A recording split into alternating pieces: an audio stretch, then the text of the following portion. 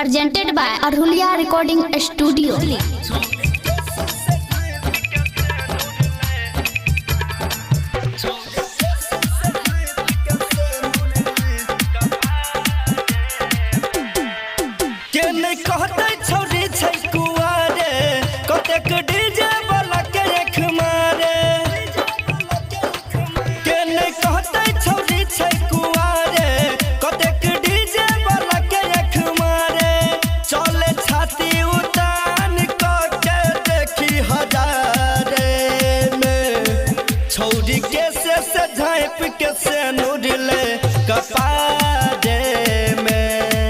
छौरी के से झाँप के से नुरले कपारे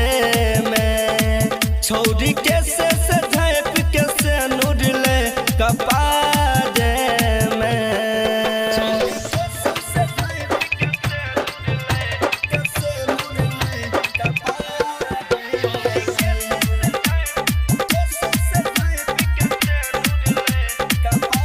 Presented by Arhulia Recording Studio.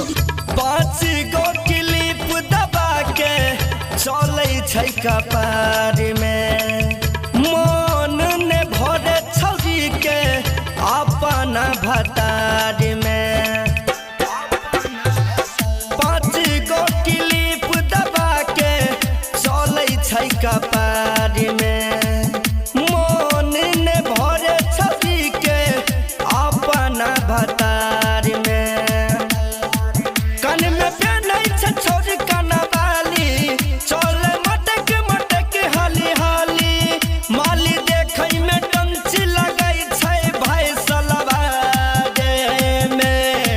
छौरी के से झाँप के से नुरले कपारे में छौरी के से झाँप के से नुरले कपारे में गोरकी के से झाँप के से नुरले कपारे में Presented by Arhulia Recording Studio.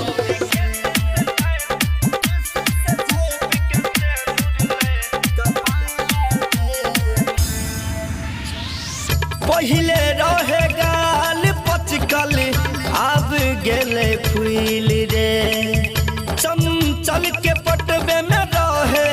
साइके गेले भूल रे पहिले रहे गाल पचकल अब गेले फूल रे चंचल के पटवे में रहे साइके गेले भूल रे